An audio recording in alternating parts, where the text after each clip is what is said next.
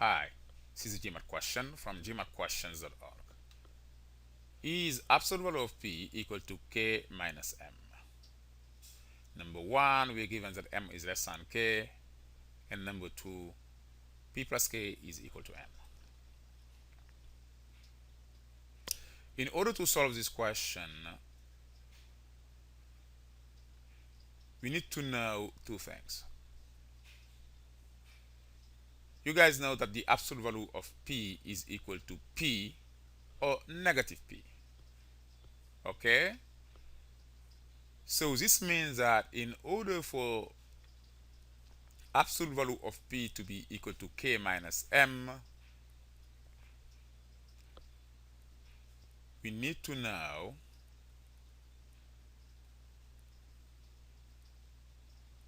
whether P is equal to K minus M or P equal to the opposite of that, M minus K. That's one thing. That is the first thing. Okay? This is if you want A, and B, we also need to know the sign of P. This is the equality. Basically, they have to be equal, the two entities P and K minus M. If they are not equal, they have to be opposite. Basically, P is the opposite of K minus M, or perhaps P is equal to K minus M. That is one thing. That okay? The other thing is kind of related. Basically, in order to know exactly if P, whether P is equal to K minus M, we need to know the sign of P. Okay? If P is greater than 0, or if you want, or equal to, or P rather less than 0.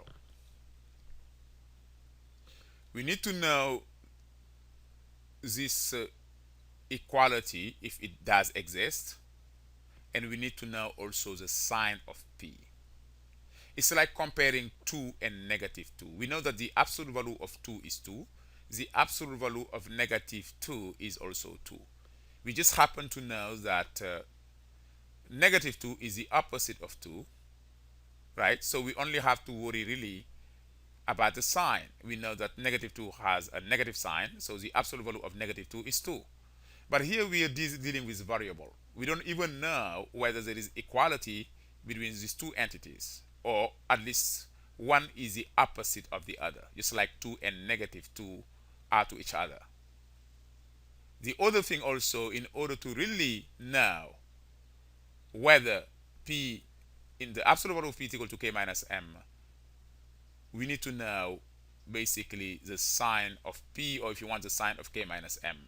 Obviously, if K minus M is negative, as you can see, is negative, the absolute value of P cannot be equal to K minus M, because the absolute value of an entity cannot be less than 0. So K minus M has to be positive or maybe 0. Has to be positive or 0 in order for this to have a chance to hold this equality. Okay, I hope you understand the theory here. It seems to be an easy question maybe, but actually it's more complex than you think. You have two things to deal with. Number one, statement number one, we're given that M is less than K, or maybe, if you want, K is greater than M. If you rewrite it this way, K is greater than M. So at least we know that K minus M is positive. This also means that K minus M is a positive number. I just put the M on the other side. That is important. This may be useful later, but for now, that's all we have, the sign of K minus M. We don't know the relationship between K minus M and P. So basically, P is missing here. Okay, and because of that, number one not sufficient.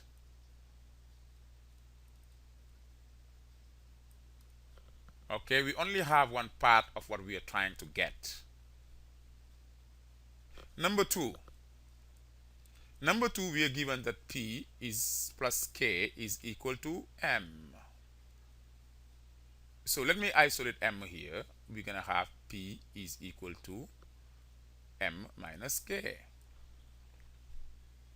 If you want, I can rewrite it in terms of K minus M by saying that P is equal to negative K minus M. I'm writing it this way because that's what we are given here, K minus M, not M minus K.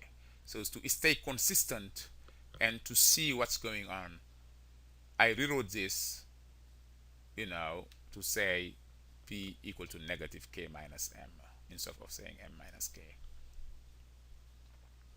So P, in number two, P is the opposite of K minus M. We have an equality here. They are not equal, but it is the opposite. And this can help. It can help, but it is not sufficient.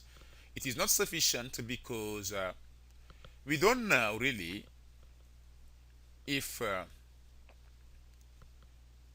P is a positive number or a negative number. We don't know if K minus M is a positive number or a negative number. That's why we cannot say anything about the absolute value of P. We want to make sure the absolute value of P is non-negative, but since we don't know the sign of P, let me write it down. We do not know the sign of P or the sign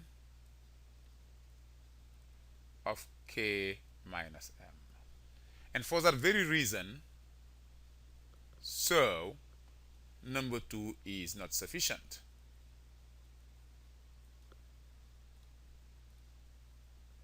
And if you know about absolute value, you'll totally agree with this. We have really one part of the equation, one part of what we are looking for, in order really to answer emphatically that this is true or not, maybe, we need to also know the sign, okay, of the entities involved. Together, you'll guess that together it looks like it's gonna be sufficient. We have number one and we have number two. Number one and number two, they don't give us the same information. They are two different pieces of information, and that's exactly the type of information we need to answer the question. We have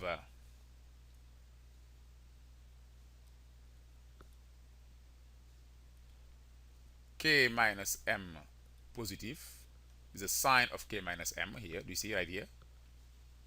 And also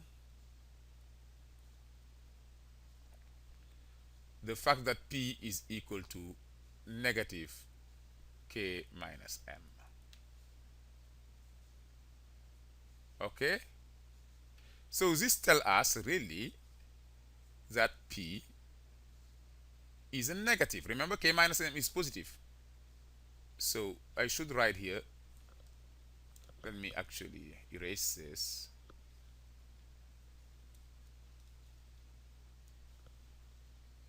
This is from number one and this is from number two, okay, as you can see here. So by deduction here, we can say P is negative because P is the opposite of an entity that is positive. So as you know about absolute value, the absolute value of P is equal to negative P. When P is negative, its absolute value is equal to the opposite of P, which is a positive entity in this case. So the absolute value of P is equal to, what is negative P?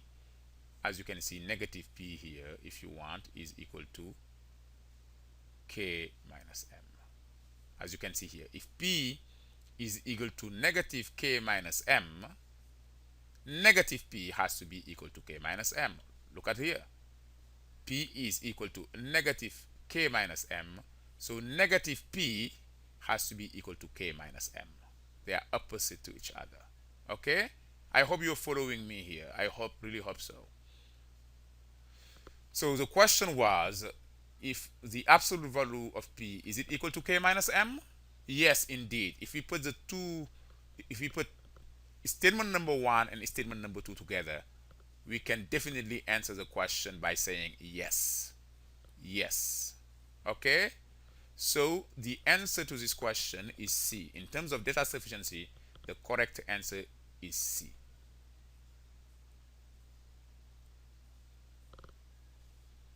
So C is the correct answer.